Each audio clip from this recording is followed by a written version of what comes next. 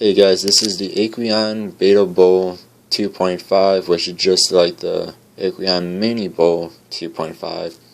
Only difference I can tell is the divider for the Beta Bowl. And this one is actually $40 compared to $45 for the Mini Bowl. So this one's actually $5 cheaper, and you get a divider. Otherwise, to me, it's the same exact tank. I can't remember, but you might have got different trial food or water conditioner or something too. I mean, even if you have a choice between the two, I'd just get this one. Even if you don't want the divider in use, it's just cheaper. It's a very nice tank. It's in the bottom here. It's raised up by about maybe a centimeter or so by little plastic feet there on the bottom. Then of course I have gravel, and I have a plant on each side, some rocks. On his side I have a beta leaf up top, and on the right is see if I can, there we go, is a half moon double tail placat, and on the left is a crown tail female. And I have snails, see one there, and one on top there, that where I'm different on, one is on one side, one is on the other, and one of them somehow snuck over, so I have to put the other one back on its side. And then, see, on her side, on the left side, there is the filter intake, a nice small one, so that kind of takes up that side. So if you add in a heater, which if your room gets too cold you'd have to do, should be over 70, probably around 75 to 80, I'd put it on this side in the back, or wherever really on this side, just because that already has the filter intake taking up room.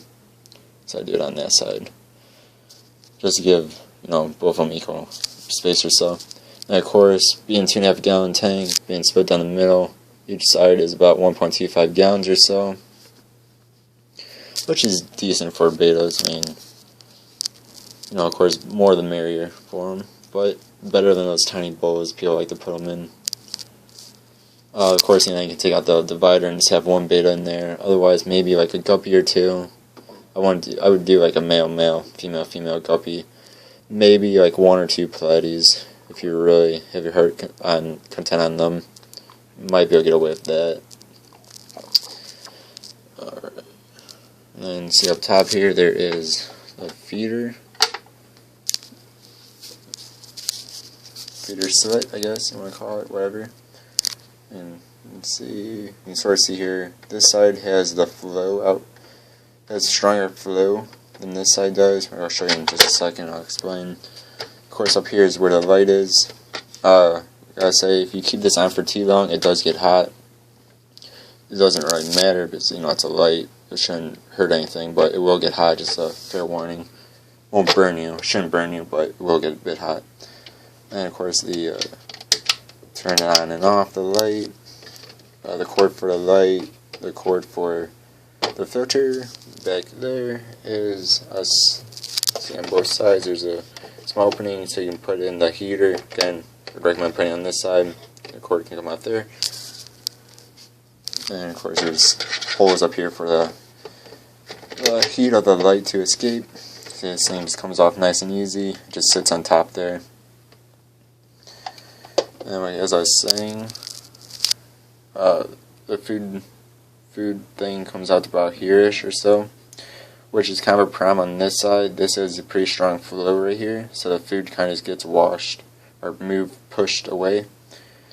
And betas are not too quick, so they might miss some of your food, and then they're just kind of sinking down to the bottom, which can be a problem. This side's nowhere near as bad of a problem. It's not as strong here. As you can sort of see, there's smaller slits on the very top than there is in the middle of the tank on the divider. And here's just a nice little finger grip. You pull in, or pull out, or push in the divider. And because I put in the gravel before I did the divider, I have small slits or openings here, which I imagine if you put in the divider first and then you put in the gravel, you won't have that problem. But because of this, I've actually had, it was worse before. I kind of redid it a tiny bit. but I've had the female get over on his side before just by squeezing through, which is a problem.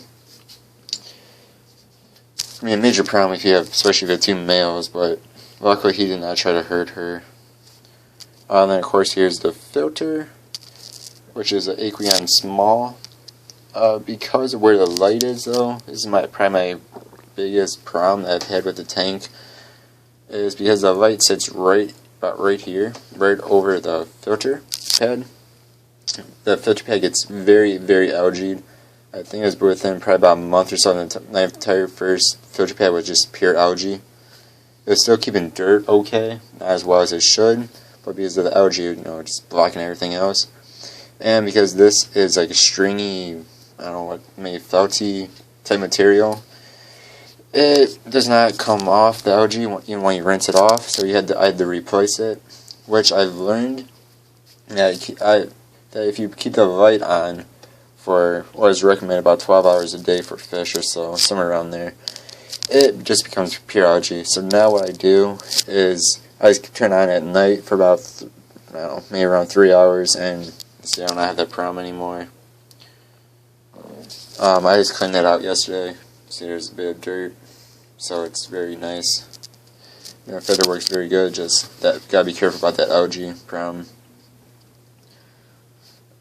Then also, I was having problems with algae just coming up all on the sides or the front of the tank and the back of the tank because of the lighting, and actually just because it's somewhere in the sun, which can cause algae to bloom. So be careful about that. Just make sure you keep it clean, which is why my snail's in there now. And this, like I said, is just the smalls, and right here there's a tiny piece of plastic that sits up. You just kind of push it out, or pull it up, it comes right out. And right here there's a small slit in the filter pad, and there's a small piece of plastic which just sits right on top, goes right in there. So this thing sits in there quite nice. And of course this has charcoal, I believe, in the middle of the filter, where it gets rid of the bad chemicals and stuff. This light it takes maximum of 15 watt tubular lights, which at my store are about $2 or $2.50. They're cheap. No ones I can get come in different colors, a couple different brands of them. So it's pretty nice, and as you can see, there's also a splash guard. That way the water doesn't get on it for the most part. And I haven't had any problems. That's not the original light though. That one died out, but they last a few months at least, and they're cheap. So then, as far as what I feed my guys, first I'll show you. I have Betta Tropical Medley, which is by Tetra. It's just flakes, and there's small white things in there. I'm not exactly sure what those are. I think that's the, medley or whatever. And it has color enhancers in it. Mine love that. I feed them this more than that though, which is Omega 1, which is my favorite brand of food. It's made of all natural stuff, so it's very nice, like made of seafood and stuff. Which is again,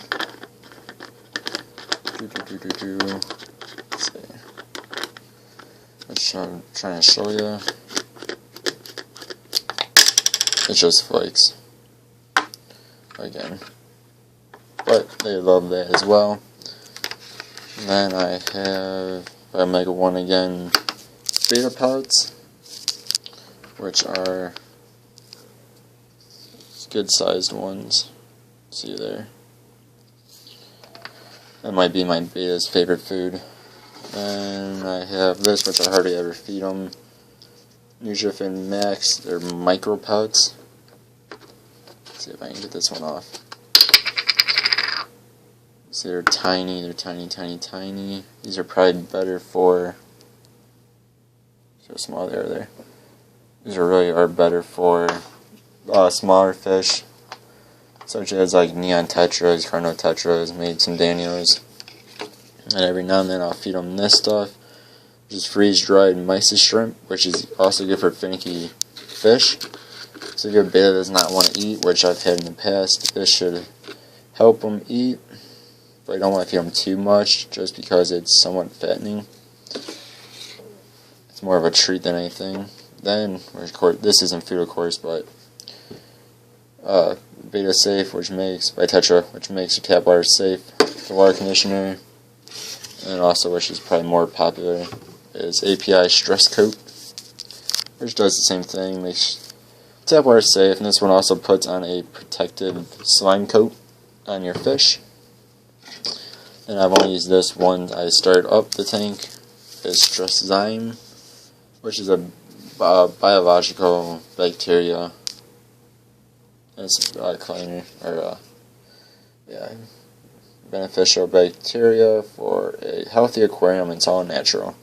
That stuff's kind of expensive though, but it works good for starting up a tank. So you can see, I'd give this tank about 8 out of 10. It's a very nice tank, but it does have a few problems like I've stated in this video. But for 1 or 2 bettas, it's perfect. It gives them more room than those tiny bowls people put them in.